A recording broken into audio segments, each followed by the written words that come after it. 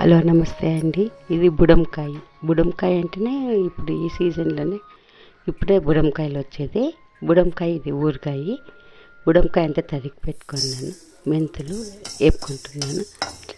ఎప్పుడు మనకు ఏ కాలంలో దొరికే దీనిని మనం అప్పుడే చేసుకొని కూరగాయలు తింటే బాగుంటుంది. ఈ బుడంకాయ పప్పు చట్నీ అన్నీ చేసుకోవచ్చు. ఊరగాయ కానీ పెట్టుకోవచ్చు. నేను మెంతులన్నీ వేపుకున్నాను. తర్వాత కానీ పెట్టేసుకుంటున్నా.